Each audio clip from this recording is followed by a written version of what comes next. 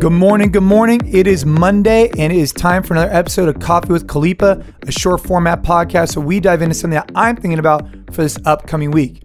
Now this week, we have a really cool topic to discuss, which is time under tension. And as we discuss it, as always, drinking a little bit of pour over. Today I actually just put some heavy cream in it, feeling good, ready to rock for the week to come. So time under tension, what the heck does that mean and how does that relate to you and how does that relate to me? I was giving a talk in San Francisco to a company the other day, actually on Friday. And when I finished the talk, I had recorded it. And on the way home, I said to myself, man, I actually thought that talk was pretty good. I actually thought I did a pretty good job. And the talk was about the AMRAP mentality, as many reps as possible, which is based on a book that I wrote, which is available on Amazon now.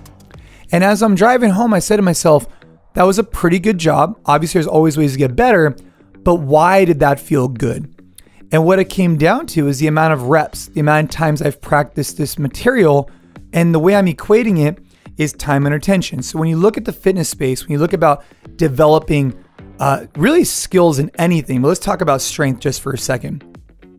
When you think about developing strength, most people think about it as increased load equals more strength. Yes, but you could also have increased strength through more time under a specific load, more time under tension.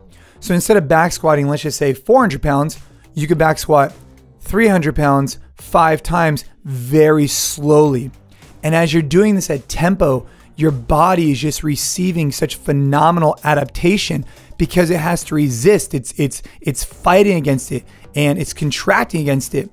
And I've found phenomenal results by instead of just going for a heavy load, instead looking at it more as how much strain can I put my body under for what duration of time and what impact is that going to have on my results? But how does that relate to real life?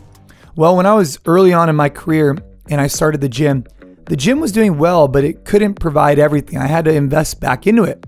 So on the weekends, I would teach seminars for CrossFit headquarters. And I started to get on this, started teaching almost every weekend and I started being able to do lectures.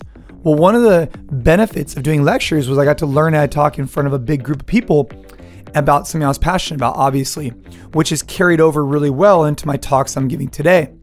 But one of the advice I was given early on was to videotape myself giving this talk and evaluate my performance. So what I would do is I'd go into the gym and I'd give a talk to a group as I would videotape myself as if I was giving that talk to a group. Even where the jokes came up and things like that, I would give pauses for laughter, whatever. And I'd watch it and I would then evolve and grow and develop. And so when I think about time under tension, it's not just relating to fitness. It's about, what Malcolm Gladwell talks about with 10,000 hours to become an expert at anything.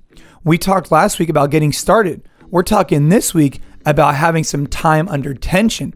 And that's in your fitness, that's in your business, that's in relationships. And what we could do is we could place ourselves in a position to start getting better at something because of the amount of time we're allocating towards it. So if you want to be a better speaker, get out there, videotape yourself, get out there, start speaking. If you want to learn a new foreign language, well, it's not just going to happen. You got to get out there and have that time under tension where you're stressing your body, you're learning, you're growing, and you're developing. So what I'm taking this week, based off the talk that I gave and based on how I felt, was that I'm really proud of some of the things I've done to develop to time under tension in some areas, but there's so many more that I need to continue to develop.